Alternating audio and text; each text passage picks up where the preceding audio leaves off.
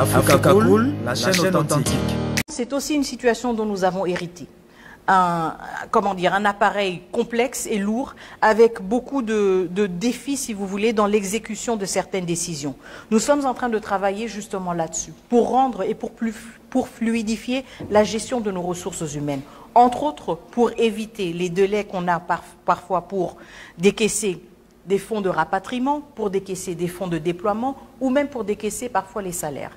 Pour moi, je l'ai dit toujours au personnel des affaires étrangères, ma première priorité, c'est de rompre ce cycle d'une paix trimestrielle. Pour moi, il est inacceptable en tant que ministre des Affaires étrangères que les équipes qui m'appuient, quand je vais à New York, quand je vais à Pékin, quand je vais à Lilongwe ou n'importe quelle partie du monde, que ces équipes-là ne soient payées que tous les 3 mois. Et parfois, justement, avec la lourdeur, ce qui devient 3 mois devient 4 mois, ce qui devient 4 mois, parfois 4 mois et demi. Donc nous voulons rompre ce cycle et nous allons, avec l'appui du ministère des Finances, aller vers une paix mensuelle. Deuxième diagnostic, c'est que la paix, elle tarde parfois parce que justement, il y a des transactions bancaires à faire et il y a toujours parfois une petite erreur qui se glisse et qui a des répercussions. Nous sommes aussi en train de travailler pour identifier des solutions qui vont nous permettre de munir nos diplomates de cartes de crédit pour leur permettre de recevoir de manière automatique et rapide, sans trop de transactions, leur paie immédiatement. Et donc, nous sommes dans une logique perpétuelle de diagnostic, de réflexion, d'innovation pour trouver des solutions aux conditions de vie qui sont parfois extrêmement difficiles et exigeantes pour nos diplomates, pour nous permettre de continuer... de 7sur7.cd. Madame la ministre, j'ai quelques questions. La première a trait à la rencontre de Doha. On ne l'a pas vu venir, on ne sait pas comment elle a été préparée, mais est-ce qu'aujourd'hui, au-delà du processus de paix de Nairobi et de Luanda, on peut faire confiance à ces processus-là?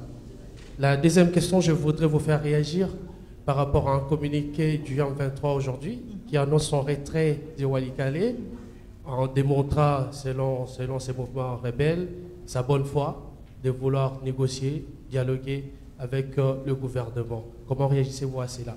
Et puis, une petite question, c'est par rapport à la perception que les Congolais ou certains Congolais ont de vous aujourd'hui. Il y a beaucoup de Congolais qui ont salué ce que vous faites. On a lu sur les réseaux sociaux.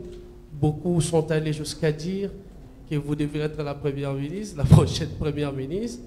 Est-ce que vous avez le sentiment d'avoir réalisé ou d'avoir accompli votre mission à la tête de ces ministères? Merci. Merci. Alors, On a lu sur les réseaux sociaux, beaucoup sont allés jusqu'à dire que vous devez être la première ministre, la prochaine première ministre. Est-ce que vous avez le sentiment d'avoir réalisé ou d'avoir accompli votre mission à la tête de ces ministères? Merci. Merci. Alors, je vais commencer avec la question de Doha, évidemment. Je comprends tout à fait que la rencontre ait suscité beaucoup d'étonnement et de surprise parce qu'en effet, elle n'était pas annoncée, ce qui ne veut pas dire qu'elle n'était pas préparée. Je pense que ce qui est important, c'est que quand nous suivons ce qui s'est passé les dernières semaines, nous avons eu une séquence de rencontres de haut niveau, nous avons eu aussi une série d'engagements et de promesses de haut niveau, mais jamais vraiment le décantement de la situation qui se traduisait avec une cessation des hostilités. Or que, en tout cas pour nous, République démocratique du Congo, c'est la priorité sine qua non. Nous sommes en train de suivre de près, même si physiquement nous ne sommes pas là de près, la situation qui prévaut à l'est de la République démocratique du Congo, les conditions dans lesquelles nos concitoyens sont forcés de vivre. Et évidemment, cela ne nous laisse pas indifférents. Et donc, il faut voir la rencontre de Doha dans exactement ce même contexte. Une séquence d'efforts de haut niveau, une séquence de déclarations de haut niveau qui, dans certains cas, n'avait pas nécessairement abouti aux résultats escomptés. Et donc, Doha s'inscrit dans la continuité de ces efforts et je pense qu'il est important et louable de la part de la République, de voir que de la part de la République démocratique du Congo, en particulier de la part du président de la République, que cet engagement pour la paix continue et que nous ne tournons pas le dos à une initiative quelconque qui pourrait nous aider à faire décanter la situation. Et c'est dans ce contexte-là que la rencontre de Doha s'est inscrite. Mais, comme vous le voyez aussi dans le communiqué, en plein appui et dans une logique justement d'appui et de complémentarité aux autres efforts qui sont déjà menés, qui sont en cours et qui ont l'appui de l'Union africaine et même du Conseil de sécurité. Donc il ne faut pas le voir comme quelque chose de singulaire, ou de singulier plutôt, et de séparer, si vous voulez, à cette dynamique de la quête continue vers une résolution du conflit et surtout vers une cessation d'abord des hostilités pour pouvoir se pencher sur les autres questions. Votre deuxième question par rapport au communiqué de presse ou à la déclaration du M23 parlant d'un retrait de la cité de Walikale. Écoutez, je pense que, encore une fois, nous sommes dans une logique où nous sommes tous mis à l'épreuve par rapport à ce que nous disons et ce que nous faisons. Il y a eu beaucoup de promesses, il y a eu beaucoup d'engagements, il y a eu beaucoup de concessions, et ça je le dis surtout en tant que responsable au niveau du gouvernement de la République démocratique du Congo. Nous allons évidemment voir si le M23 va se retirer de Walikale et si le M23 s'inscrit donc dans une logique justement de privilégier le dialogue, de privilégier la paix et surtout de privilégier les vies humaines qui jusqu'à présent n'ont pas vraiment fait état de considérations prioritaires. Donc nous espérons que cela se traduise dans des actions concrètes, mais en tout cas c'est une déclaration dont je viens de prendre connaissance. Il faut évidemment observer comment cela va se matérialiser. Encore une fois, nous en avons toujours fait la preuve. La République démocratique du Congo est en train de chercher la paix à travers le dialogue. Moi-même, j'ai participé pendant plus de 7 mois au processus de Luanda. Nous étions à Luanda le 14 décembre pour conclure les négociations d'un accord bilatéral entre la RDC et le Rwanda. Le président de la République était à Luanda le 15 décembre. Le président de la République était à toutes les rencontres internationales et régionales pour manifester sa disponibilité. C'est une disponibilité qui persiste et nous espérons que le M23 est maintenant épris aussi du même sentiment, surtout d'empathie vis-à-vis des populations civiles, et qu'il va aussi maintenant faire suivre ou répondre à ces promesses, si vous voulez, avec des actes concrets, surtout des actes qui vont épargner les vies civiles. Votre troisième question, toute transparence, je n'ai aucun commentaire à faire. Vous voyez vous-même que la diplomatie congolaise est un chantier, j'ai les mains pleines et j'ai encore beaucoup à faire au niveau de la diplomatie, une équipe merveilleuse avec laquelle j'ai le plaisir de travailler et je suis pleine d'ambition pour continuer notre travail au niveau de la diplomatie, tout comme tout le monde est en train de contribuer au niveau du gouvernement, que ce soit les autres ministres, notre chef du gouvernement, la première ministre et notre chef de l'État. Nous sommes dans une logique de mobilisation complète et absolue au service de la population congolaise face à une agression. Et je ne pense pas que ce soit le moment d'être distrait par des calculs politiques. Et je ne vois pas non plus ce genre de calcul se faire à un niveau quelconque. Madame la ministre d'État, ma question ou mes questions sont celles-ci. Est-ce que vous avez une idée de quand est-ce que la mission d'établissement des faits promis par le Conseil des droits de l'homme viendrait pour ce qui s'est passé à Goma? Est-ce que vous avez une idée sur la perception actuelle du Conseil de sécurité sur l'attitude du Rwanda qui a tiré sur les militaires sur les casques bleus? Et ma toute dernière question est celle de savoir, est-ce que le gouvernement de la République ou la République démocratique du Congo est surprise par l'annonce de l'Angola sur les négociations directes, ou soit c'est la gestion de l'opinion? Très bien. Alors, la première question... Est-ce que le gouvernement de la République ou la République démocratique du Congo est surprise par l'annonce de l'Angola sur les négociations directes, ou soit c'est la gestion de l'opinion? Très bien. Alors, la première question sur la mission d'enquête internationale qui devra être dispatchée par le Conseil des droits de l'homme.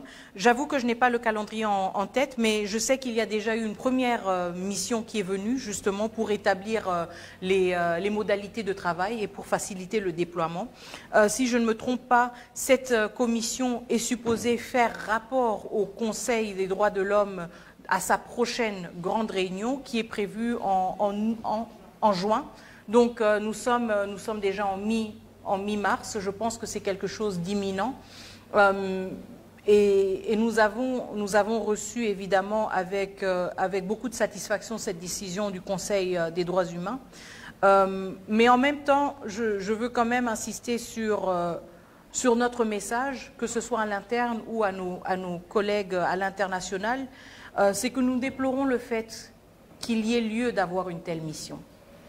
Nous devrions être tous épris par le souci et la motivation de prévenir des violences et ne pas les documenter. C'est la raison pour laquelle nous avons insisté, nous continuons à insister sur les sanctions. Les sanctions ne sont pas uniquement rétroactives et punitives par rapport à ce qui s'est passé par le passé, mais elles ont aussi la capacité justement d'avoir une influence sur les décisions que les uns et les autres vont prendre et ainsi de réduire la possibilité de voir encore plus de violence. Nous devons nous concentrer sur plus de prévention de violations des droits humains et évidemment sortir, si vous voulez, de ce cycle éternel de constater et de documenter nos morts. Nous sommes dans une logique où nous ne voulons plus documenter nos morts. Nous ne voulons plus avoir à débattre sur si ce sont maintenant 10 ou 12 millions ou 6 millions de Congolais qui sont morts. Chaque vie fauchée est une vie en trop.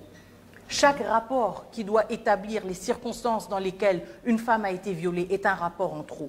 Et ce qui nous manque vraiment, c'est ce sens justement d'urgence et de prévention qui devrait nous informer, qui devrait informer toutes nos décisions et nos prises de position, que ce soit au niveau de la République démocratique du Congo ou de nos partenaires internationaux. Parce que même là aussi, on en est conscient. On est conscient du fait que ça coûte beaucoup plus cher de venir en assistance quand le conflit a déjà commencé que quand il s'agit de prévenir le conflit. Et nous sommes en pleine cohérence, si vous voulez, avec tout ce qui est dit à l'international, mais malheureusement, ce qui est insuffisamment appliqué ou fait. Donc ça, c'était la première question. La deuxième question, je suis désolée, je n'ai pas de bloc-notes pour les noter toutes. J'ai parlé de l'attitude du Conseil de sécurité sur... Ah oui, tout à fait. Non, non, tout à fait, oui, oui. Donc, nous avons, on peut le dire comme ça, un avantage, entre guillemets, c'est que la République démocratique du Congo figure encore sur l'agenda du Conseil de sécurité, ce qui veut dire que, à travers la présence de la MONUSCO, il y a un rythme, une cadence obligatoire, si vous voulez, périodique, de rapport au Conseil de sécurité. Cela nous permet d'être sûr que le Conseil de sécurité va continuer à suivre la situation en République démocratique du Congo. Et dans le cas de la MONUSCO, la représentante spéciale du secrétaire général, Madame Bintou Keïta, a, si je ne me trompe pas, le devoir de briefer le Conseil sur la situation à l'est de la République, ou en République démocratique du Congo en général, tous les 3 mois. Au-delà de cela, nous avons aussi le bureau de l'envoyé spécial qui, lui, a une couverture géographique plus large et qui, tous les 6 mois, doit aussi faire rapport au Conseil de sécurité. Ça nous permet d'être sûr que le Conseil de sécurité reste engagé et continue à suivre ce qui se passe en République démocratique du Congo. En même temps, cela ne veut pas dire que nous sommes complaisants.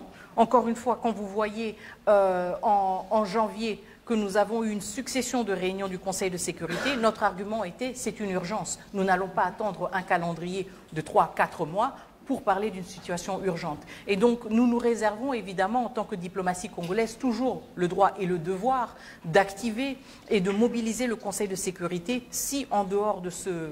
si vous voulez, de cette cadence ou de ces rencontres périodiques, il y a des urgences qui requièrent une action et une prise de position du Conseil plus rapidement. Donc nous sommes dans cette logique. Si je ne me trompe pas, Madame Bintou Keïta va briefer le Conseil le 27, donc dans moins d'une semaine. Et je pense que là, nous allons aussi avoir l'occasion d'entendre les 15 membres du Conseil de sécurité se prononcer sur ce qu'ils ont observé depuis l'adoption de la résolution 2773. Et quelques semaines plus tard, il y aura aussi l'envoyé spécial du secrétaire général. Donc je pense que déjà, d'un point de vue de sa bureaucratie, si vous voulez, le Conseil de sécurité est poussé à suivre de près quand même ce qui se passe en République démocratique du Congo. La troisième question. C'est que est-ce que le gouvernement de la République était surpris des échanges directs entre la M23 et l'Angola, le gouvernement annoncé par Rwanda, ou en fait c'est la gestion de l'opinion? Alors, je le disais déjà en réponse à la première question que j'ai reçue de votre confrère. Nous étions dans une logique, et nous sommes encore malheureusement un peu dans une logique d'engagement, de promesse, de réitération de la bonne foi des uns et des autres, mais pas nécessairement d'action concrète. Nous sommes aussi dans une logique du processus de Luanda et du processus de Nairobi, deux processus auxquels le président Félix-Antoine Tshisekedi a toujours réitéré son entière et pleine confiance. Et donc, l'initiative du président angolais était, si vous voulez, une sorte d'électrochoc, si vous voulez, pour provoquer une rencontre et pour provoquer la reprise de ces discussions qui semblaient un peu prendre trop de temps, vu aussi la détérioration de la situation sur place. Donc, je ne vais pas entrer dans les détails de ce qui a été dit à qui et à quel moment, mais soyez-en sûrs, un médiateur tel que le président Lorenzo entretient toujours d'étroits contacts avec ses pairs et surtout avec... Et rédacteur en chef adjoint de Congo Profond. J'ai trois petites questions à poser à son Excellence Madame la Ministre d'État. La première, c'est que votre arrivée au ministère des Affaires étrangères correspond plus ou moins, du point de vue des observateurs et de nous qui sommes des journalistes, à une sorte de brisement d'un certain isolement diplomatique. Est-ce que vous pouvez nous dire ce que vous avez fait personnellement et qu'est-ce que le ministère a pu faire pour, sans manquer du respect à vos nombreux prédécesseurs, pour qu'on ait cette impression-là? On a actuellement une impression que sur les plans des affaires étrangères, sur les plans diplomatiques, il y a quand même quelque chose qui bouge. Est-ce qu'on peut avoir des précisions sur ce qui a été accompli de différent pour qu'on puisse aborder ces petits virages? La deuxième question, c'est en rapport avec la construction de notre image en tant que nation à l'international. On a eu l'impression à un certain moment que la RDC n'était plus conjuguée que sur le mode du dérèglement. Lorsqu'on parle de notre pays, on ne parle que des tueries, des détournements, des guerres. Mais nous qui travaillons aussi à l'international avons besoin d'avoir une image positive pour pouvoir nous permettre, par exemple dans le monde de la recherche, c'est très compliqué pour un Congolais de percer au-delà des talents personnels tant que l'image globale donne cette impression-là. C'est quand même important cette interaction-là. La dernière question, c'est en rapport avec le monde des médias. Nous avons une impression de ne pas vous avoir, vous, en tant qu'interlocutrice privilégiée. C'est vrai que vous voyagez beaucoup, mais la presse ne suit pas souvent. Et c'est une requête que nous avions essayé d'introduire auprès de vos collaborateurs pour que vous ayez au moins pendant les déplacements à avoir certains membres de la presse pour que nous ayons la primaire de certaines informations. Merci. Merci beaucoup pour vos questions. La première, par rapport... Pour que vous ayez au moins pendant les déplacements à avoir certains membres de la presse pour que nous ayons la primaire de certaines informations. Merci. Merci beaucoup pour vos questions. La première, par rapport à l'isolement diplomatique, comme je le disais avant, hein, en République démocratique du Congo, on vit certains événements et on les compare avec le passé, avec des événements qu'il y a eu peut-être 10 ou 15 ans plus tôt. Et on a parfois la tentation de dire c'est exactement la même chose. Et je pense que l'histoire a toujours ces petites nuances. Je ne vais pas pouvoir vous expliquer pourquoi moi je suis venue à ce moment spécifique de l'histoire de notre pays. Et je pense qu'il y a beaucoup de facteurs qui ont contribué, si vous voulez, au fait que, si vous voulez l'appeler un isolement diplomatique, mais disons plutôt la perception de notre crise a reçu un plus grand écho que ce n'était le cas par le passé. Il ne faudrait pas isoler, par exemple, la situation en République démocratique du Congo d'autres crises globales, d'autres crises aussi au niveau du multilatéralisme. Donc je pense que nous faisons aussi partie d'un ensemble, si vous voulez, de plusieurs dynamiques globales et qui ont peut-être suscité un plus grand intérêt au niveau de la République démocratique du Congo.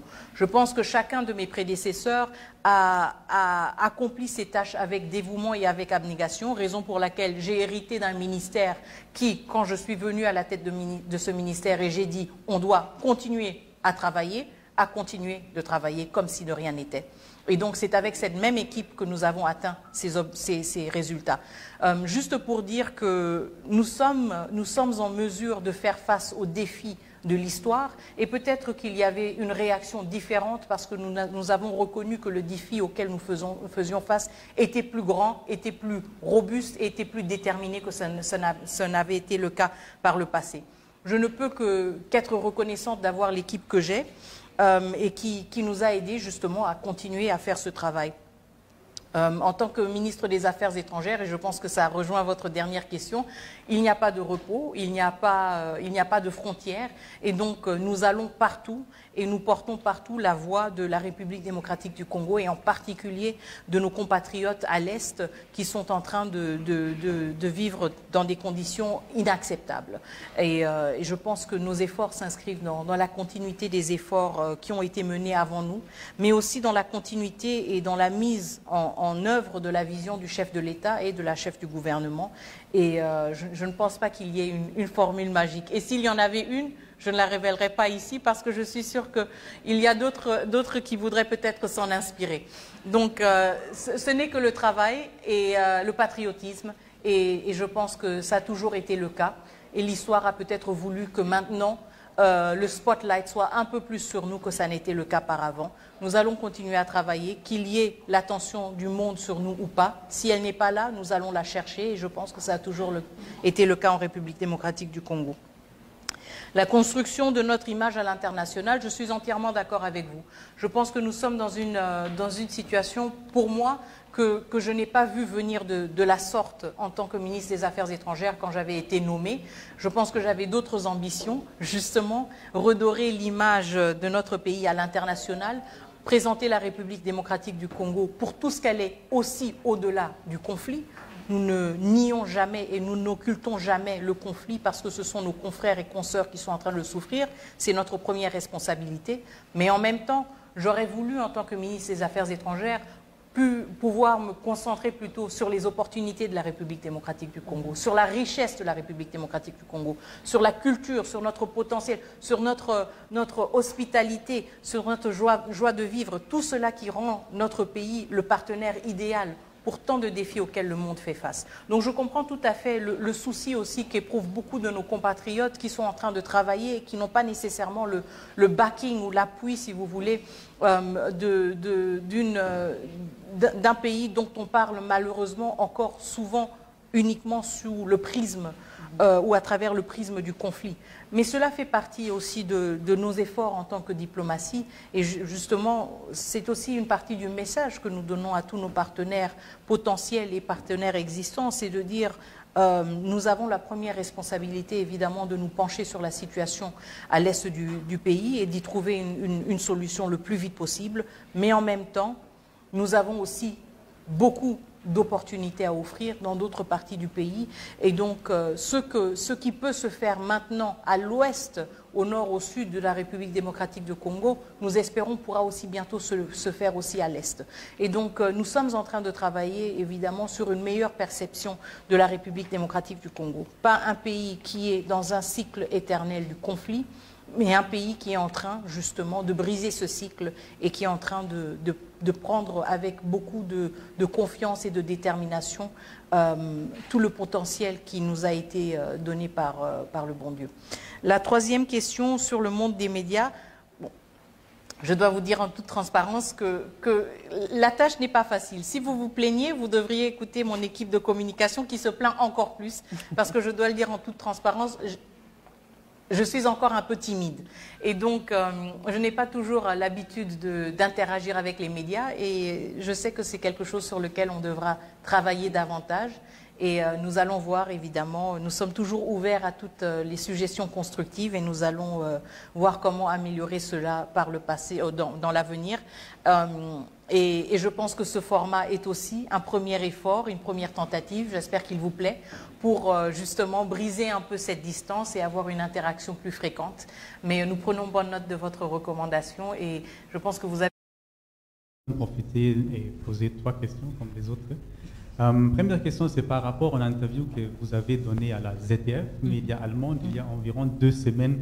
Vous avez dit que ce n'est pas une bonne idée de négocier directement avec les rebelles des M23, ça les donne plus de pouvoir, ça les met au niveau dans l'État, et voilà. Qu'est-ce qui s'est arrivé exactement pour que la RDC a changé son avis? Parce que c'est qu'on a vu, il y a une équipe qui est allée à Luanda pour négocier avec eux directement. Première question. Deuxième question. Le ministre des Affaires étrangères de Luanda, Antonio Tete, lui, il disait qu'il était surpris par la visite du chef de l'État, Félix Tshisekedi, à Doha. Il disait qu'au problème africain, des solutions africaines. Et il semble qu'il n'était pas trop content avec ce qui s'est passé. Est-ce que vous mettez, est-ce que cette visite du chef de l'État, les procès de Doha, est-ce que ça met vos efforts à Luanda en risque? Et la troisième question, c'est par rapport au ministre belge des Affaires étrangères, Maxime Prévost. Lui-même, il disait dans son interview avec la Deutsche Welle il y a quelques jours, il y a des divisions au sein de l'Union européenne par rapport au accord entre l'Union européenne et le Rwanda, cet accord par rapport aux minerais stratégiques. Et les pays ont des avis différents. Quelques-uns veulent la suspension, d'autres pas.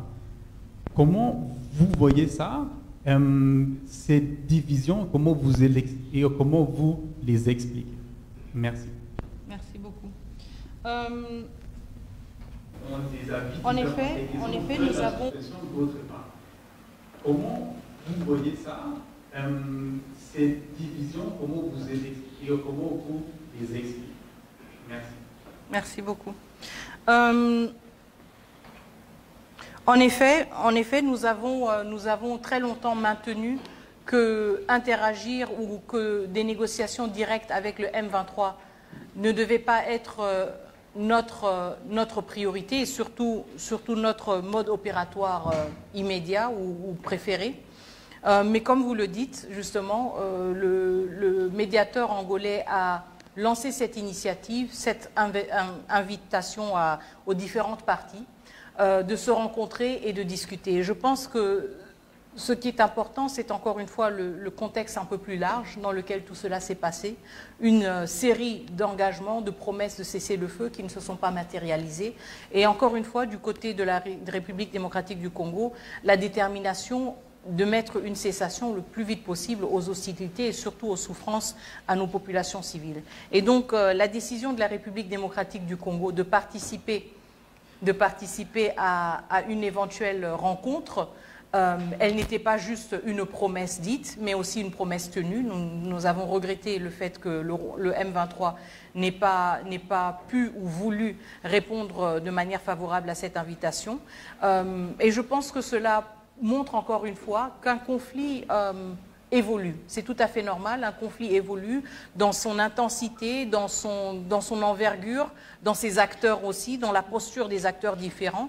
Et nous sommes dans une logique justement de l'évolution du conflit, et la République démocratique du Congo, à ce moment précis, a estimé qu'il était plus opportun pour nous et surtout pour nos populations d'engager cette discussion directe avec le M23 si cela aurait pour répercussion justement une cessation d'hostilité, une cessation des violences contre nos populations civiles. Et donc, il est difficile de prévoir, si vous voulez, comment un conflit évolue. Nous étions quelque part de tout à fait différents en décembre, quand nous nous apprêtions à signer l'accord avec le Rwanda. Et maintenant, quelques mois plus tard, évidemment, il y a eu une évolution. Mais malgré cette évolution, la priorité a toujours été la même pour nous et surtout pour le président de la République. C'est de préserver les vies des Congolais et des Congolaises. Et c'est dans cette logique aussi que nous avons donné notre feu vert pour qu'il y ait un engagement au niveau des équipes qui ont été envoyées pour participer à une rencontre directe avec le M23. Cela doit s'inscrire dans cette logique. Il serait regrettable d'avoir un gouvernement ou des responsables qui n'arrivent pas à contextualiser une situation en fonction de son évolution. Et je pense que nous sommes justement dans cette logique de suivre comment les choses avancent et de nous repositionner quand et s'il le faut.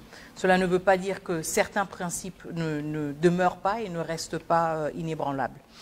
Le deuxième point, par rapport à les solutions africaines, bon, comme je l'ai dit, la rencontre de Doha n'est pas venue se supplanter, si vous voulez, aux efforts qui étaient en cours, mais plutôt s'inscrire dans une logique d'accompagnement à ces efforts, et elle doit être perçue de cette manière. Je ne pense pas qu'il s'agissait de créer une nouvelle solution.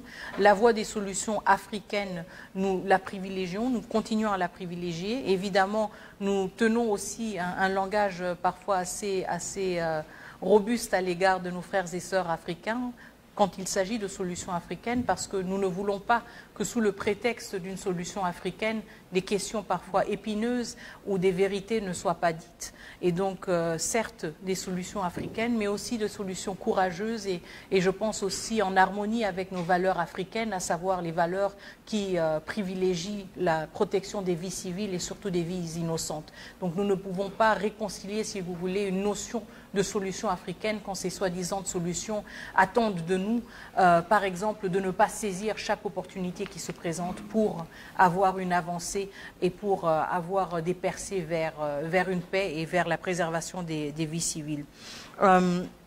Mais encore une fois, le communiqué de la rencontre de Luanda s'inscrit aussi pleinement dans cette logique d'appuyer, le communiqué, excusez-moi, de la réunion de Doha, s'inscrit pleinement dans cette logique d'appuyer le processus de Luanda, tout comme c'était le cas aussi avec la résolution 2773. Et la dernière question par rapport aux déclarations du ministre Prévost de la Belgique, par rapport aux divisions qui règnent au niveau de l'Union européenne par rapport au MOU avec le Rwanda, je trouve que c'est tout à fait normal. Dans tout contexte qui se veut démocratique, et vous le voyez vous-même en République démocratique du Congo, on peut vouloir une chose, mais avoir des notions tout à fait divergentes de comment atteindre cet objectif. Ce qui est important, c'est qu'au niveau du Parlement européen, et même au niveau de l'Union européenne, nous avons vu des prises d'opposition très claires en faveur de principes inébranlable du droit international. Le respect absolu de l'intégrité territoriale de la République démocratique du Congo, de notre souveraineté, de la vie humaine, de la dignité humaine. Je pense que même si au niveau des pays de l'Union européenne, il y a des vues différentes sur comment atteindre ou préserver ces principes-là ne sont pas remis en question dans le cas de la République démocratique du Congo. Ces principes sont des principes que tous les pays réitèrent, que ce soit en République démocratique du Congo ou dans le contexte d'autres crises que nous sommes en train de voir globalement. Donc, c'est tout à fait normal. Dans un contexte qui se veut démocratique, je sais que pour certains pays de la région, de la sous-région, la notion du débat ouvert ou même des avis qui sont différents n'est pas vraiment répandue, mais je pense qu'on le voit en République démocratique du Congo. J'espère croire que toutes nos forces politiques sont animées du même souhait de préserver notre pays, mais que nous avons parfois des notions différentes de comment cela doit se faire. Et je pense que c'est la même chose au niveau de l'Union européenne. Les soucis, les principes sont les mêmes, mais il y a peut-être une lecture divergente de comment atteindre ces objectifs. De notre côté, nous avons toujours signifié notre disponibilité d'engager des conversations très franches et constructives avec tous nos partenaires, y compris ceux de l'Union européenne, pour leur faire mieux comprendre notre position et comment nous pensons que ces principes peuvent être mieux sauvegardés et défendus. Et nous allons continuer à être disponibles et nous faire entendre quand nous pensons que c'est le plus pertinent pour informer des décisions importantes. Merci beaucoup, Excellence. Nous allons prendre 3 dernières questions parce que le temps court derrière nous. Congo FM. Oui, alors 3 questions, puisque c'est la règle maintenant. Ah bon, non, je ne pense pas. Si vous voulez en poser seulement une, je serais contente. Alors, j'en ai quand même 3, je vais essayer. Les combats continuent, le Rwanda est toujours présent. Oui. À l'ONU et à l'Union européenne, sanctions ont déjà été prises. En attendez-vous de nouvelles? Ça, c'est ma première question. Sanctions ont déjà été prises à l'ONU et à l'Union européenne. Est-ce que vous en attendez de nouvelles? Le 27 mars prochain, vous l'avez annoncé, il y aura briefing. Madame Keïta est déjà d'ailleurs à New York. La MONUSCO qui commençait à plier bagages, elle n'est plus présente. Elle avait auparavant 2000 hommes au sud Kivu. Depuis le 30 juin, le gouvernement demande-t-il toujours son départ ou, comme il semble se dire, Elle demande plutôt un redéploiement des casques bleus dans cette province. Et puis dernière question, je voudrais qu'on parle aussi de la situation des diplomates. Nous avons récemment reçu à Ottawa l'ambassadeur du Canada, l'ambassadeur au Canada, Joski Kabongongoy. Il se dit, lui, très satisfait, l'émission a tourné. Il a annoncé paiement d'avance des loyers d'ailleurs, mais ailleurs on s'en étonne. Peut-on savoir de votre bouche quelle est la situation des représentants de la République démocratique du Congo à l'étranger en ces temps de tourment pour la République? Voilà, merci. Parfait. Alors, est-ce que nous attendons de nouvelles sanctions? Mais ailleurs on s'en étonne. Je pense que... Peut-on savoir de votre bouche quelle est la situation des représentants de la République démocratique du Congo à l'étranger en ces temps de tourment pour la République? Voilà, merci. Parfait. Alors, est-ce que nous attendons de nouvelles sanctions? Bon, je pense que les sanctions, comme je le disais, ont deux, ou peuvent avoir deux rôles ou deux fonctions. Elles peuvent être rétroactives par rapport à ce qui s'est déjà passé, et donc une sanction, excusez-moi, désolé, une sanction un peu comme une punition, si on veut le dire comme ça, mais elles peuvent aussi être anticipatives par rapport à la posture des uns et des autres, et donc avoir un rôle de prévention. Nous sommes dans une logique où je comprends tout à fait que beaucoup de pays, beaucoup d'institutions étaient un peu hésitantes même de passer aux sanctions. Je pense que le premier round de sanctions que nous avons vu ont déjà eu des répercussions. Encore une fois, nous devons être... je regarde parfois un peu les réseaux sociaux et toutes les spéculations qu'il y a, et nous devons être très sensibles aussi à la manière dont l'information est présentée, ou elle est présentée d'une autre manière, la réalité est présentée d'une autre manière, et tout cela fait partie aussi de la dynamique du conflit.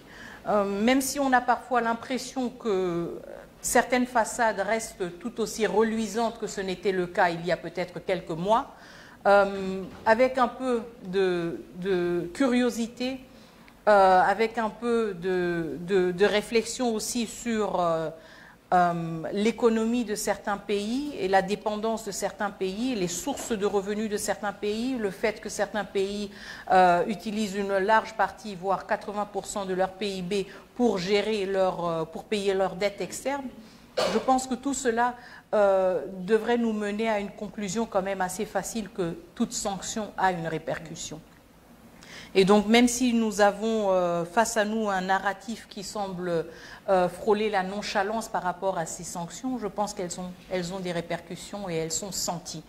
Maintenant, évidemment, les sanctions doivent aussi être mesurées, et nous, en République démocratique du Congo, c'était une des priorités que je m'étais fixée en tant que ministre des Affaires étrangères, c'était de ne pas parler juste de sanctions, c'était de ne pas juste exiger des sanctions comme ça et balancer le mot, si vous voulez, de manière un peu flippante. Non.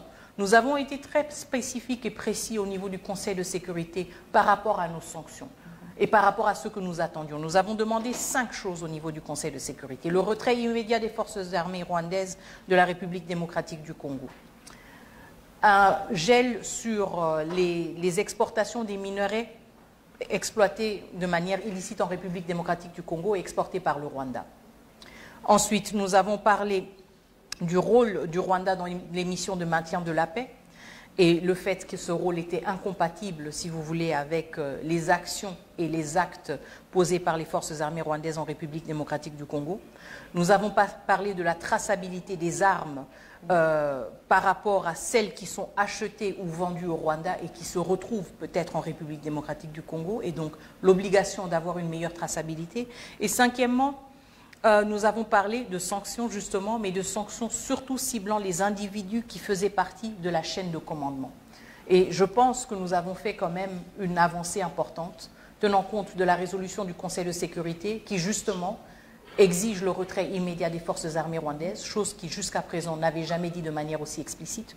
Nous sommes satisfaits de voir qu'il y a eu une sanction, pas seulement contre des individus qui font partie de la chaîne de commandement, nous avons salué cela, donc ça c'était une deuxième de nos demandes qui a reçu un écho favorable, et troisièmement aussi une sanction par rapport à une entité commerciale qui est impliquée justement dans l'exploitation et la vente de minerais. Donc je dois dire que de 5 de nos demandes, 3 ont reçu un écho favorable. Nous allons continuer à travailler sur le reste, évidemment, mais je comprends aussi tout à fait qu'il y ait besoin d'un recul, parce qu'on ne peut pas toujours attaquer, et ne pas donner à l'autre partie, si vous voulez, l'occasion de faire preuve, si vous voulez, d'une prise de conscience.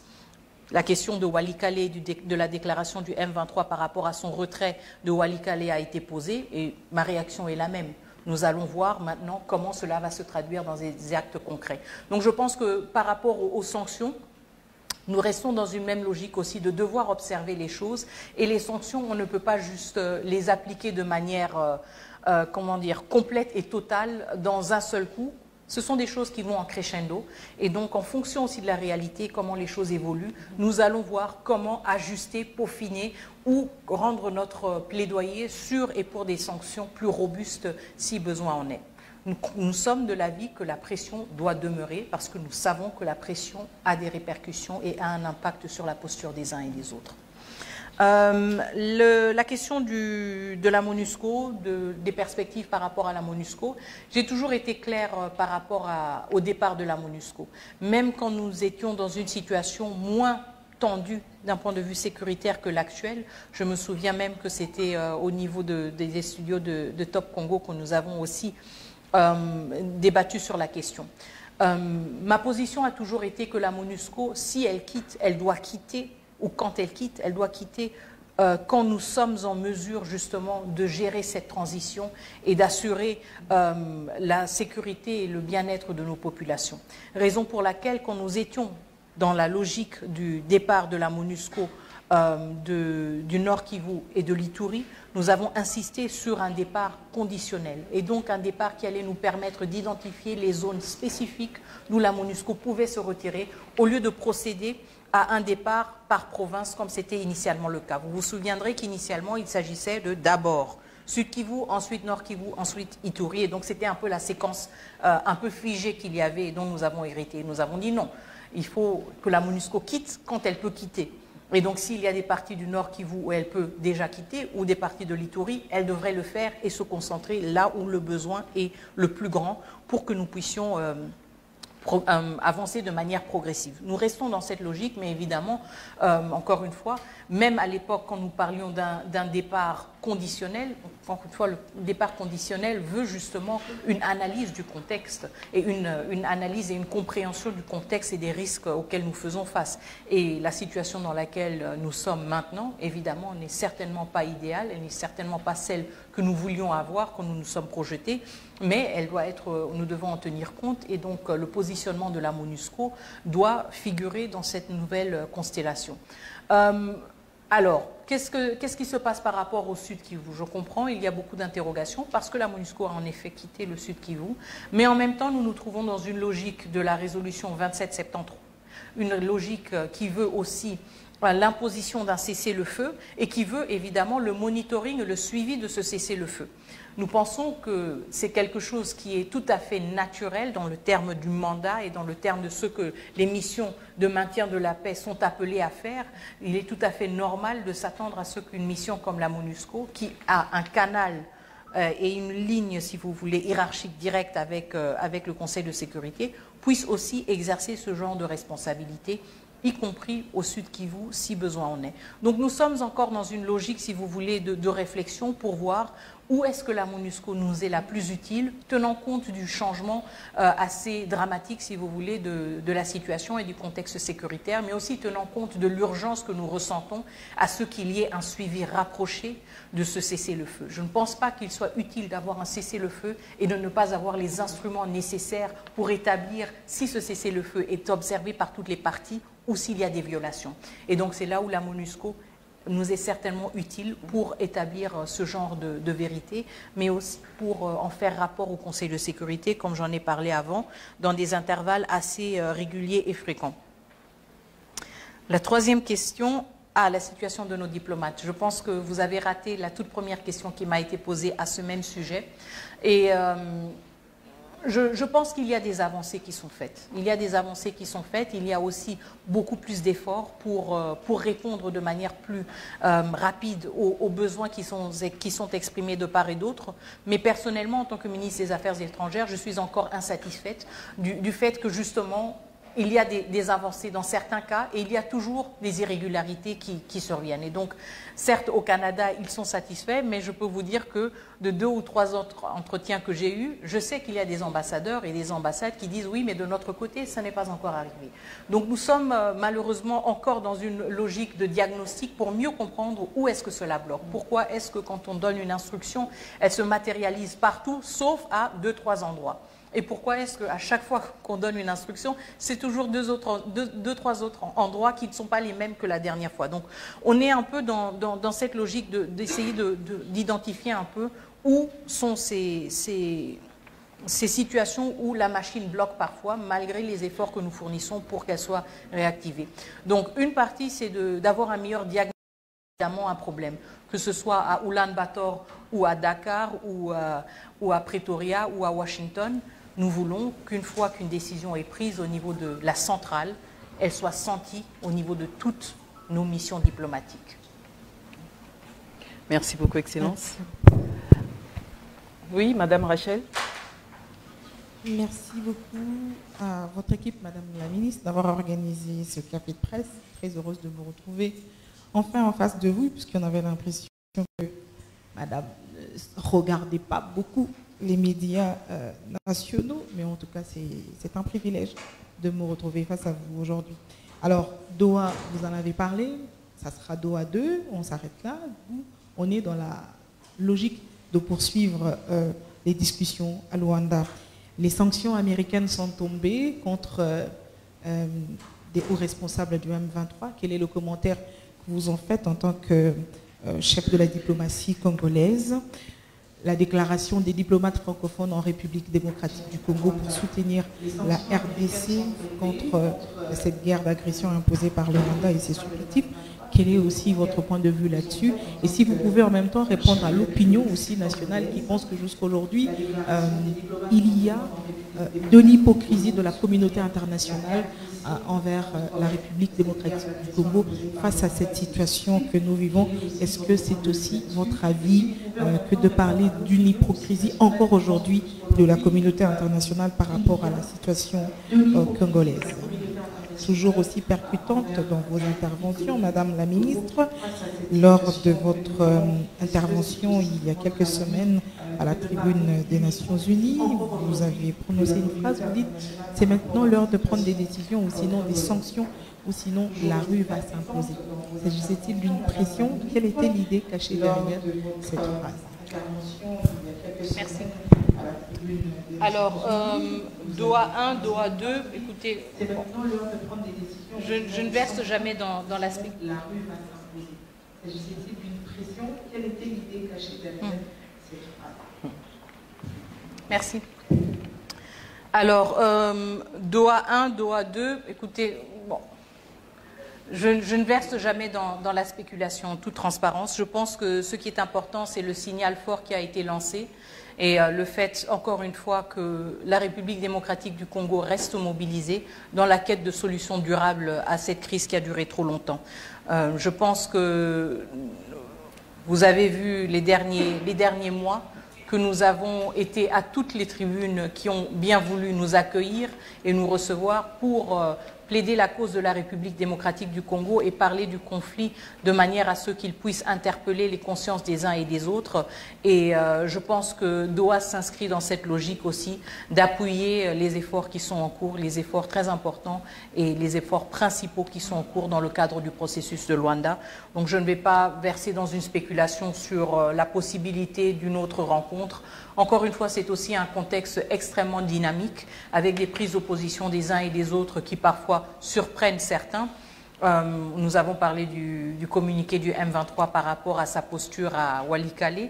Je ne sais pas si pour certains c'était quelque chose de surprenant, mais vous voyez que le contexte évolue, donc il est difficile et il n'est pas nécessairement conseillé aussi de spéculer trop dans un tel contexte dynamique. Les sanctions des États-Unis d'Amérique par rapport... bon, quelle est notre perception, quel est notre commentaire? Encore une fois, cela fait partie du plaidoyer que nous avons mené. Nous avons mené un plaidoyer axé sur 5 points que nous avons réitérés à plusieurs reprises, pas seulement à la tribune du Conseil de sécurité des Nations Unies, mais aussi dans nos interactions directes avec nos différents partenaires. Et le point de la responsabilité des preneurs de décision, il est extrêmement important parce que il ne s'agit pas de circonstances qui se manifestent ou qui se réalisent de manière comment dire, spontanée ou par hasard. Il y a préméditation, il y a planification, il y a des ressources qui sont mobilisées, il y a des décisions qui sont prises. Donc quand nous parlons de sanctions, nous parlons aussi de la responsabilité des uns et des autres à justement aussi respecter le droit international. Et donc nous saluons le fait qu'il y ait eu des sanctions individuelles, mais aussi des sanctions qui ont ciblé des entités commerciales, parce qu'il est important justement d'avoir une approche nuancée qui prend en compte où les décisions sont prises et quels sont les leviers différents. Donc je pense que c'est quelque chose de positif à notre avis, et nous espérons évidemment que c'est quelque chose qui va avoir la réaction nécessaire, y compris par rapport à la posture des uns et des autres et aux décisions qui sont prises. La déclaration des diplomates francophones, en fait, la déclaration, je la trouvais très, très positive et très louable, surtout parce que dans un contexte de tensions, tensions qui sont parfois perçues comme des tensions entre deux États, et qui le sont aussi parfois, la déclaration des diplomates francophones était importante parce qu'elle était axée surtout sur des principes, sur des valeurs qui vont bien au-delà de la République démocratique du Congo et bien au-delà du Rwanda. Et je pense que cela fait aussi partie de notre plaidoyer. Il ne s'agit pas d'une crise qui concerne uniquement la République démocratique du Congo, c'est une crise internationale. Ce sont des valeurs internationales qui sont violées, ce sont des principes internationaux qui sont bafoués.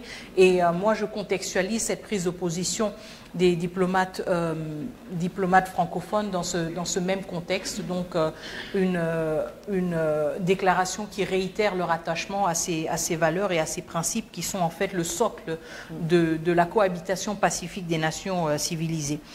Bon, je sais que certains pensent qu'il faut attaquer ou taxer les uns et les autres d'hypocrisie.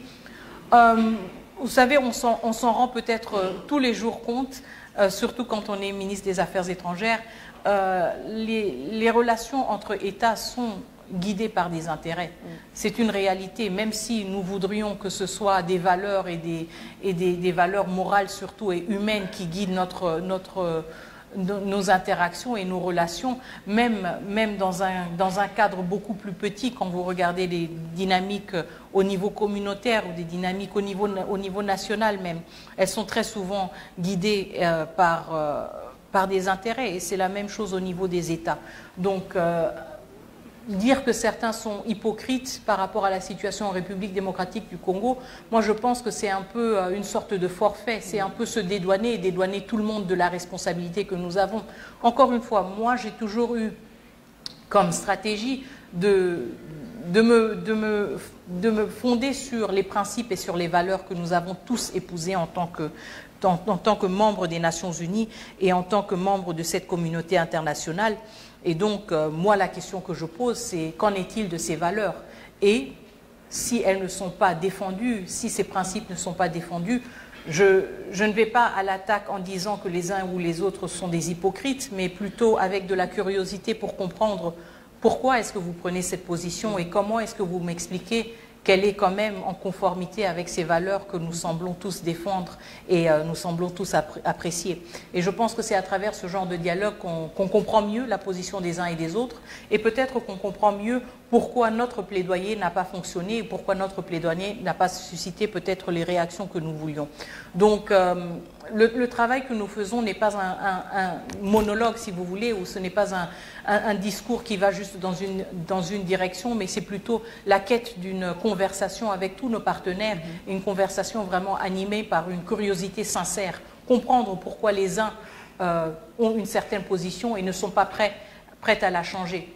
et peut-être les faire changer d'avis si nous présentons notre réalité ou nos intérêts et nos préoccupations d'une autre manière et d'une manière peut-être qui va mieux les persuader.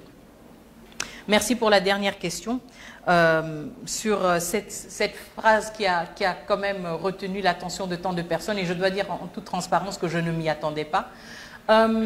Mais il faut se souvenir que je l'ai dit pendant qu'à Kinshasa, nous observions avec extrêmement de préoccupation, de regret et de consternation des attaques brutales contre plusieurs missions diplomatiques, contre plusieurs bâtiments même, pour des raisons, pour certains inexplicables, pour moi qui s'expliquaient peut-être avec la frustration, la colère que beaucoup ont ressenti quand ils ont vu ce qui se passait à Goma. Et la phrase n'était pas une menace, mais elle était plutôt un appel. Je pense que quand on est appelé à siéger au Conseil de sécurité, et je m'adressais au Conseil de sécurité, on a une responsabilité, on a tout d'abord un privilège. C'est un privilège parce que nous avons près de 200 États membres des Nations Unies, mais ce ne sont pas tous ces pays qui siègent aux Nations Unies, au Conseil de sécurité des Nations Unies. C'est un privilège d'être membre du Conseil de sécurité, et 5 de ces membres ont ce privilège permanent. Avec le privilège vient une responsabilité. Tout comme moi, en tant que ministre des Affaires étrangères, j'ai certains privilèges, mais j'ai aussi une responsabilité extrêmement lourde. Et c'était un appel à toutes ces personnes, un rappel de nos responsabilités, de ne pas abandonner une population qui ne verrait que comme seule issue de se prendre en charge, d'attaquer et de descendre sur la rue parce que nous leur aurons failli.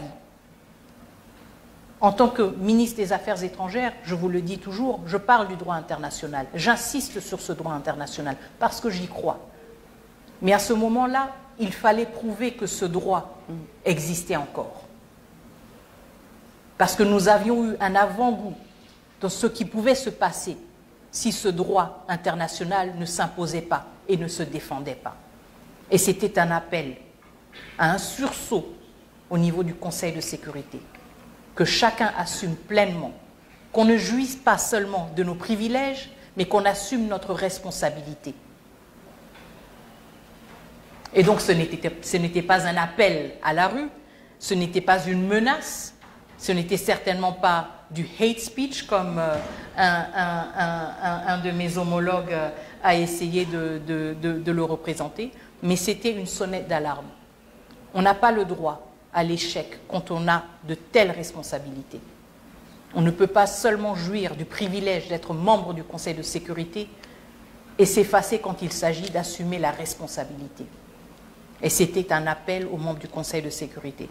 Et encore une fois, nous le voyons en diplomatie, certaines choses prennent un peu de temps, mais quelques semaines plus tard, nous avons vu une prise de position plus robuste au niveau du Conseil de sécurité. Ce n'est certainement pas la réaction immédiate que certains attendent, mais nous nous en sommes réjouis et nous restons dans cette logique des choses. Nous nous en sommes à la dernière question. Oui, oui. Parce que je vois les collègues gesticuler derrière. Dernière question. J'étais trop longue dans mes réponses, excusez-moi. Non, c'est plutôt monsieur qui a levé sa main depuis. Alors, une question, et c'est tout. On coupe la poire en deux. Remarquez que le cas de la madame, est-ce que finalement, assurer la réparation sur ce système et la précision. Alors, je vais aller brièvement à trois déclarations sensibles dans le comité. On a remarqué que madame, est-ce que finalement, après les déclarations du ministère, il y a soit on pense à un mécanisme qui doit faire des efforts et des résolutions qui sont ce sens-là. J'aimerais aussi, excusez-moi, aller un peu la SENCO et les CC sur la RDC. Merci madame. Les démarches que vous savez, comment votre ministère perçoit ces démarches-là?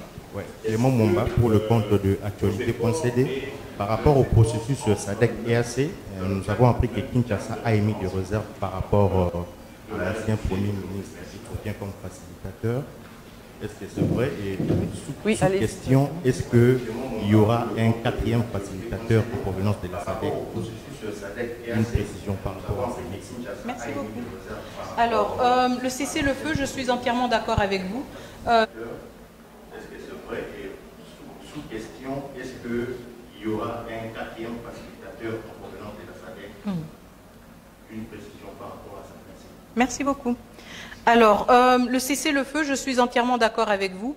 Ce n'est pas juste après Doha, mais encore une fois, nous l'avons remarqué après plusieurs appels au cessez-le-feu. Ça remonte même au sommet Dar es Salaam. Ensuite, nous avons eu le CPS de l'Union africaine, le Conseil de sécurité, plusieurs réunions, plusieurs appels, mais encore une fois, un décalage quand même et une dissonance entre ce qui est dit et ce qui se matérialise sur le terrain. Et justement, c'est pour cela que nous insistons aussi dans le cadre des rencontres de la SADC et de l'EAC sur un mécanisme rapide pour superviser l'entrée en vigueur et le respect de ce cessez-le-feu. Et il est tout à fait regrettable que cela prenne du temps, que ce cessez-le-feu soit respecté et observé par toutes les parties. C'est la raison pour laquelle nous continuons tous les engagements. Je ne vais pas divulguer ce qui se fait aussi dans les coulisses pour motiver les uns et les autres à adhérer à ce cessez-le-feu, mais une fois entré en vigueur, et je pense qu'on est en train de voir des premiers signes que nous sommes dans la bonne direction, une fois entré en vigueur, évidemment, il est important pour toutes les parties prenantes, pas seulement pour la RDC, mais pour toutes les parties prenantes, d'avoir des acteurs qui soient en mesure, qui soient mandatés et en mesure justement de superviser le respect ou le non-respect de ce cessez-le-feu et d'établir les faits le cas échéant. Nous avions une configuration un peu similaire, si vous vous souvenez, dans le cadre du processus de Luanda, qui malheureusement n'a pas su décoller parce qu'il s'agissait du mécanisme de vérification ad hoc renforcé auquel 3 pays devaient envoyer des experts, la RDC, l'Angola et le Rwanda. Et là, nous avions eu quand même quelques tâtonnements. Donc évidemment, dans cette logique actuelle, la République démocratique du Congo est de l'avis que nous devons à tout prix avoir un mécanisme, mais surtout un mécanisme qui entre en vigueur rapidement. Nous n'avons pas le luxe du temps pour dire cela va nous prendre encore je ne sais combien de semaines pour que les experts soient déployés. Donc nous menons aussi ce plaidoyer avec tous nos partenaires qui sont épris du souci justement de voir une cessation des hostilités, que cela doit être accompagné par quelque chose qui nous permet d'avoir une mesurabilité, si vous voulez. La démarche de la CENCO, en toute transparence, je ne connais pas les termes de référence de la CENCO et je ne pense pas que nous ayons les mêmes termes de référence. J'espère et je pense que c'est en effet le souci justement de voir une cessation des hostilités. Je l'ai dit auparavant quand nous parlions des sanctions et des divergences au niveau de l'Union européenne et je pense que c'est un très bon exemple qui montre qu'on peut vouloir la même chose et considérer que certains moyens ou certains chemins sont les mieux indiqués.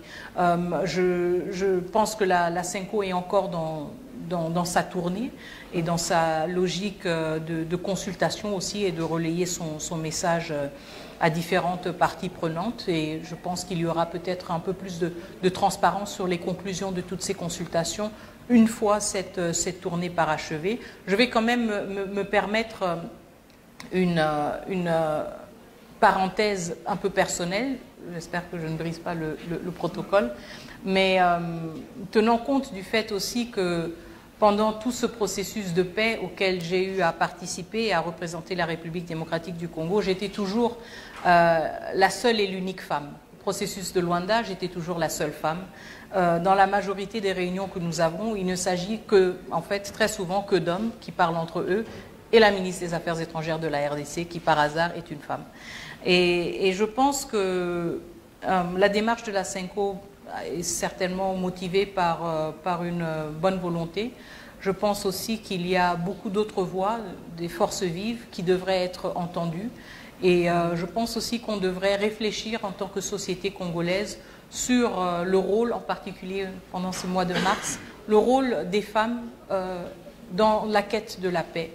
Et je trouve cela un peu préoccupant qu'on ait un peu adopté en tant que société le réflexe de se tourner vers les confessions religieuses sans pour autant remettre en question le fait que ces confessions religieuses de par leur structure, de par leur hiérarchie, de par leur manière de voir le monde, excluent systématiquement les femmes. Je n'ai pas vu de femmes dans la délégation de la CENCO et je trouve cela toujours regrettable. Nous sommes dans la quête de solutions, mais nous sommes dans la quête de solutions pour tous les Congolais et Congolaises. Quand plus de la population, plus de 50% de la population sont des femmes, je pense qu'il faut aussi tenir compte de cette dynamique-là.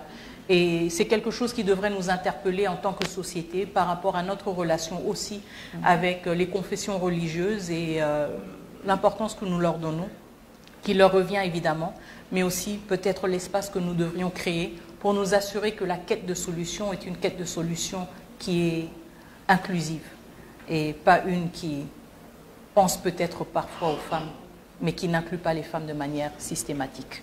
À moins que les choses changent au Vatican dans les prochains, je ne sais pas, mais on ne va pas spéculer. Alors, SADC-EAC, le débat sur les facilitateurs, vous savez, il y a beaucoup de spéculations autour de la question de facilitateurs. Je ne vais pas me prononcer sur des noms qui auraient été proposés, qui auraient été rejetés par les uns ou par les autres. Nous pensons, en tant que République démocratique du Congo, qu'il est important d'avoir des critères clairs. Donc, quand nous parlons de co-facilitateurs, quels sont les critères pour ces co-facilitateurs? Nous devons nous assurer qu'il y ait une cohérence par rapport à ces critères.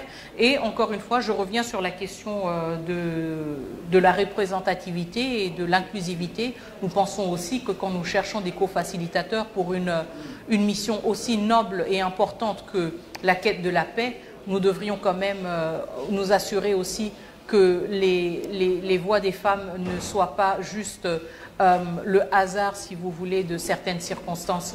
Je reviens aussi parce que hier j'étais à Windhoek pour l'inauguration ou la prestation de serment de la nouvelle présidente namibienne, qui a dit quelque chose de très important et j'espère pouvoir aussi m'inscrire dans cette logique.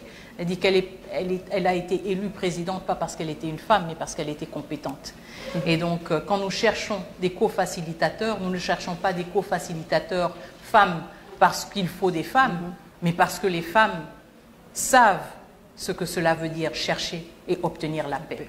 Et parce que nous avons beaucoup de femmes expertes qui peuvent contribuer à ces efforts. Oui.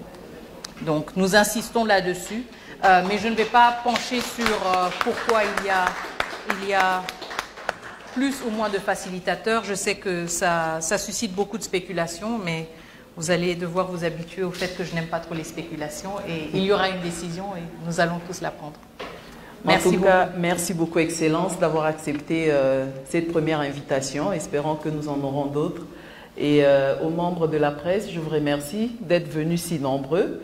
Et on tiendra compte de vos requêtes par rapport à un peu plus d'accessibilité pour une meilleure communication. Et on a un petit cocktail qui est servi juste dans la salle à côté. Et à toutes les femmes, je souhaite un bon mois de mars à toutes les femmes fortes dans notre Excellence, notre vice-ministre, nos journalistes et toutes les femmes de l'Est qui sont en train de subir des choses qu'elles ne devraient pas. Vraiment, nous pensons à elles et nous espérons qu'il y aura une paix définitive très très bientôt. Merci beaucoup, Excellence. Africa Cool, la chaîne authentique. Africa Cool, et abena cool, Africa Cool, abena cool, le quoi cool matopi. Après toujours,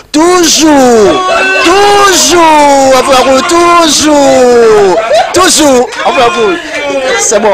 Et ça chaîne est bien, et puis vous êtes très rapide, et ça très rapide, et ça chaîne moko, bah quoi ça a bien confiance. En tout cas, nous avons un bateau oyo nanu ba souscrire te bazwa. Donc, eza vraiment net oyo balobakaki boka lelo, lamba lelo, lia lelo. Vous voulez le Congo pour que le Congo devienne cool, pour suivre les cool analyses, alors revenez et abonnez-vous massivement. Massivement. Alors beaucoup de gens ils pensent que l'Afrique cool donne l'information en temps réel. Mais je ne crois pas cela. C'est-à-dire l'Afrique cool donne l'information en temps réel et en temps chirurgical. Si tu ne suis pas, tu as la crise cardiaque. Qu'est-ce que tu penses de l'Afrique cool? C'est Pépélé. Africa Cool, c'est la destination de prédilection pour une communication optimale. Longo Dianabino Mama. Africa Cool Télévision est une chaîne qui est en train de réunir toutes les tendances. Donc les chrétiens s'y retrouvent, les païens s'y retrouvent, les politiciens s'y retrouvent, les femmes ménagères s'y retrouvent. Donc Eza Eloro na biso to sepela ranango, yango chaque fois son aye na Kinshasa, il faut namona Africa Cool. Et au monde de la chaîne Oeza impartial. Le rôle de Babino, vous méritez le soutien de la population ainsi que des institutions complètes. Bisognoso, tous s'abonner à Africa Cool. Africa Cool, oyo. Zengo, Africa Cool, merci beaucoup, leader. Non, je remercie en tout cas Africa Cool, leur support et on leur souhaite bonne chance pour la suite. On leur souhaite le plein succès. I'm coming from Johannesburg. I'm one of the subscribers of Africa Cool. This is a great channel. You watch news that are very fast. I would like to ask everybody to subscribe and then stay tuned. Thank you very much. Placer un petit mot par rapport à la récompense Oyo. Ah, je félicite très sincèrement Africa Cool. Voilà. Je n'avais pas opéré le mauvais choix. Voilà. J'avais recommandé, je me rappelle que je disais que c'était une destination de prédilection pour une communication optimale d'excellence.